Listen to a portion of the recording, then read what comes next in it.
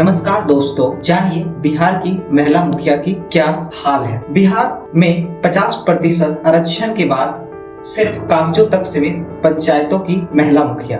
बिहार में पंचायत स्तर पर महिला आरक्षण को 50% हुए आज 18 साल हो चुके हैं, लेकिन इसके बाद भी संवैधानिक रूप से मिले इन पदों पर आई ज्यादातर मुखिया सिर्फ नाम के लिए इन पर है। ना तो वो अपने क्षेत्र के लिए स्वयं काम कर पाती है, ना ही उन्हें पंचायतों की मुखिया माना जाता है। आज भी आप लोग देखते होंगे दोस्तों, हमारे समाज में कोई भी महिला को मुखिया नहीं मानते हैं, उनका पति को ही मुखिया मानते हैं। 2006 में बिहार सरकार के नीतीश कुमार के नेतृत्व वाली सरकार में राज्य की पंचायतों में महिलाओं के 50% आरक्षण शुरू की गई थी, ताकि अधिक से अधिक महिलाएं मुख्यधारा की राजनीति में शामिल हो सके। बिहार देश का पहला ऐसा राज्य था जहां सबसे पहले महिलाओं के लिए पंचायतों में आधी सीट आरक्षित की गई थी, लेकिन इस आरक्षण के लागू होने के 18 साल बाद भी एकमात्र महिला मुखिया के लिए निर्णायक भूमिका से काम कर पाने के रास्ते में कई समस्याएं हैं। बिहार में 2021 में पंचायत चुनाव में 8072 मुखिया पदों के लिए 11 चरण में चुनाव हुए थे, जिसमें से 3585 सीट महिलाओं के लिए आरक्षित थे, जिसमें अनुसूचित जाति की महिला के लिए 90 सीट और पिछड़ा वर्ग के महिला के लिए 1357 सीटें थी।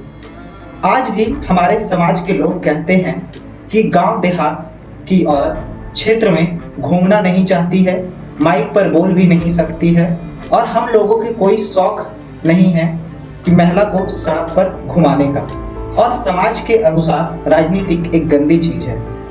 महिलाओं के पंचायत स्तर की राजनीति में आरक्षण के बावजूद भी आगे ना बढ़ने के पीछे कुछ मुख्य कारण हैं, जैसे अशिक्षा और कम उम्र में विवाह। जैसे कि आज भी हमारे बिहार में फीमेल एजुकेशन रेट जो है 51 से 52% है, और मेल एजुकेशन रेट है जो कि 68 से 70% है। वहीं पे आज आप लोगों के हर एक गांव, समाज और अलग अलग जगह पे आज भी बहुत सारी ऐसी महिलाएं हैं जिनकी कम उम्र में शादी हो जाती है। इन कारणों के चलते निर्वाचित होने के बावजूद भी महिला सार्वजनिक जीवन में काम करने का आत्मविश्वास नहीं जुटा पाती है। साल 2024 के जेंडर कार्ड के अनुसार बिहार की महिला साक्षरता 52% है। शिक्षा की खराब होने के कारण कम उम्र में विवाह होने की संभावना ज्यादा हो जाती है। इसीलिए आज आप लोगों को समाज में और सोशल मीडिया पे हर दिन कुछ ना कुछ कम उम्र में होने वाली शादियां दिखी जाती है, मंदिरों में, सड़क पे, और आप लोगों को कुछ ना कुछ सुनने को मिलता ही रहता है। इनमें से ज्यादातर जो होते हैं एसटी, एससी और ओबीसी के बच्चे अधिक पाए जाते हैं, क्योंकि आज भी आप लोगों को अलग अलग सोशल मीडिया पे जैसे कोई रील में वायरल होते हुए दिखता होगा कि इस मंदिर में उसका शादी हो गया, कि वहाँ पे उस रोड पे वो पकड़ी गई वो महिला, उनका शादी हो गया। सो ये सारा चीजें हमारे बिहार में आज भी आप लोगों को देखने को मिलता ही है और मिलता ही रहेगा। 11% महिलाओं के नाम पे घर है। जैसे हम लोग जिस समाज से आते हैं वहाँ पे हम अपना अनुभव बताते हैं कि हर एक महिला की शादी में एक गीत बजती है कि यहाँ भी मेरा घर नहीं था, वहाँ भी मेरा घर, ससुराल भी मेरा घर नहीं है, क्योंकि आज भी बिहार में सिर्फ 11% महिला के नाम पे घर है। 58% घर अब महिला का पति के नाम के साथ जुड़े हुए हैं। किसानगंज, मधुबनी, वैशाली, पूर्वी चंपारण और नवादा में इक्विटी फाउंडेशन के द्वारा की गई स्टडी के मुताबिक 15 से 20 साल की 45% महिलाएं विवाहित हो जाती है। जैसे कि आज भी आप समाज में देखते होंगे, गांव में देखते होंगे कि 15 से 20 साल होते होते 45 से 50% लड़कियां लोगों की शादी हो जाती है। केवल 20% महिलाएं हैं जिनको आज बाजार जाने के लिए और किसी रिश्तेदार के यहाँ जाने के लिए अनुमति की जरूरत नहीं पड़ती है किसी का। जैसे कि आप लोग देखते होंगे कि अगर कोई घर से कोई बच्ची कॉलेज जा रही है कोई बाजार जा रही है या कोई औरत किसी रिश्तेदार के यहाँ जा रहे हैं तो उनको अपने पति, भाई या पिता से पूछना पड़ता है, जिसे कहते हैं हम लोग के भाषा में फ्रीडम।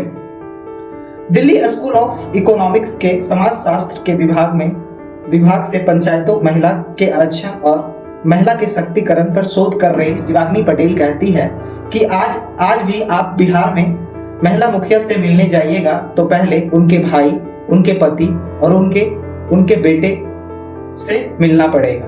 बहुत ही अनुरोध करने के बाद, बहुत रिक्वेस्ट करने के बाद आपको मुखिया प्रतिनिधि से मिलाया जाएगा।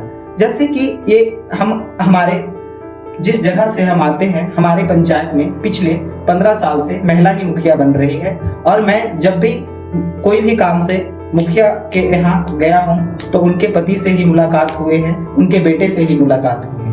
मुखिया का काम जहाँ लोगों के साथ घर से बाहर काम करना और लोगों की जरूरत और सरकार की स्कीम और फंड के बीच तालमेल कायम रखना होता है, वहीं आज भी हमारे जो महिला मुखिया बनती है उनको कोई भी महिलाएं की अपनी क्षेत्र में महिलाएं से जुड़ी समस्याएं पे वो काम नहीं कर पाते हैं और उनको ये भी नहीं पता होती है कि उन महिलाओं के लिए क्या स्कीम आ रही है, वो अपने स्कीम से भी तालमेल नहीं रख पाते हैं। पंचायत की महिला मुखिया वहाँ आज भी हमारे समाज में और पंचायत की महिला का मुखिया का काम जहाँ लोगों के साथ घर से बाहर काम करना है, लोगों की जरूरत और सरकार की स्कीम और फंड के बीच तालमेल बनाए रखना है, वहाँ आज भी हमारे समाज और पंचायत की महिला मुखिया नहीं कर पाती है। इसीलिए मेरा बिहार सरकार से अनुरोध है कि बिहार में महिलाओं की राजनीतिक में भागीदारी जितनी कम है, उसे देखते हुए सरकार को उचित ट्रेनिंग की व्यवस्था करनी चाहिए, क्योंकि आज भी हमारे समाज में महिला मुखिया के पति को ही मुखिया माना जाता है। आप लोगों को, हम लोग जहाँ से आते हैं गांव में, अगर किसी बच्चा से पूछा जाए कि आपके मुखिया कौन है तो वो मुखिया के पति के ही नाम लेते हैं, उन महिलाओं के नाम कोई नहीं लेता है। इसीलिए कई बार जो महिला ठीक ठाक आर्थिक बैकग्राउंड से आती है, परिवार का वो पॉलिटिकल बैंक ऑफ है, जो ठीक ठाक पढ़ी लिखी है, वो अच्छा काम कर लेती है, उनके पास चुनाव में लगाने वाली पूंजी भी होती है। जीविका बिहार सरकार द्वारा पॉलिसी के जरिए महिला शक्तिकरण के लिए चलाई गई कई में से एक परियोजना है जो 2005 में चलाई गई थी। आज भी हमारे समाज और पंचायत की महिला मुखिया में से 70% महिला मुखिया को ये लगता है कि उनके मतदान क्षेत्र में कुछ खास बदलाव करने की सक्षम नहीं है, क्योंकि उनका मानना ये है कि घरेलू हिंसा की पुलिस से शिकायत करने पर घर की शांति भंग होती है। जैसे कि आज भी आप लोग देखते होंगे कि गांव में या पूरे पंचायत में किसी महिला के साथ अत्याचार हो रही है तो वो महिला वो हिंसे के खिलाफ वो पुलिस के कंप्लेन नहीं करती है, और वो क्योंकि आज भी 70% हमारी महिला मुखिया है जो ये मानती है कि घर के हिंसे को पुलिस से शिकायत करने से घर का शांति भंग होता है। आज हम अब एक सफल महिला मुखिया की चर्चा करते हैं। हमारे बिहार में सीतामढ़ी की सिवाहिनी पंचायत की मुखिया रही ऋतु जायसवाल 2016 में सिवाहिनी पंचायत की मुखिया बनी थी। गांव आने से पहले वह दिल्ली में रहती थी और वे एक शिक्षक रह चुके हैं। पंचायत में किए गए काम के दम पर देश के उपराष्ट्रपति वेंकैया नायडू ने साल 2019 में चैंपियन ऑफ चेंज के अवार्ड से उनको सम्मानित किया गया था। और अनुभव बताती है और कहती है, औरत जब साथ में आती है तो अन्य औरत के किचन से बेडरूम तक की समस्याएं के लिए काम करती है, क्योंकि वह खुद इस समस्याओं को समझती है। ऋतु जायसवाल के पंचायत में उन्हें देखकर कई महिलाओं का मनोबल बढ़ता है जब वह एक महिला को क्षेत्र में घूमते और अपना सारा काम खुद करते देखती है। जैसे कि आज भी हमारे समाज में आप लोग देखते होंगे कि जो भी महिला मुखिया बनती है वो अपने क्षेत्र में नहीं घूमती है और नहीं कुछ काम, अगर कहीं पे वो कुछ काम हो रही है, पंचायत जो भी सरकार द्वारा स्कीम आती है, उन पे जो भी हमारे पंचायत में काम होते हैं, वहाँ पे सिर्फ उनके पति ही जाते हैं, उनके भाई और उनके बेटे ही जाते हैं, वो खुद नहीं जाती है। बिहार में एससी अनुसूचित जाति की महिला मुखिया के साथ और भी दोहरा भेदभाव होता है। बिहार में अनुसूचित जाति एससी की महिला की साक्षरता दर, एजुकेशन रेट 16% और जनसंख्या में तीसरे स्थान पर है, जनगणना 2011 के अनुसार। हमारे नवादा जिला और पूरे बिहार में ऐसे कई पंचायतों में बड़ा जाति के लोग अनुसूचित जाति के लोगों को इलेक्शन में खड़ा करते हैं और उन्हें इलेक्शन में लगे सारे पूंजी को देते हैं।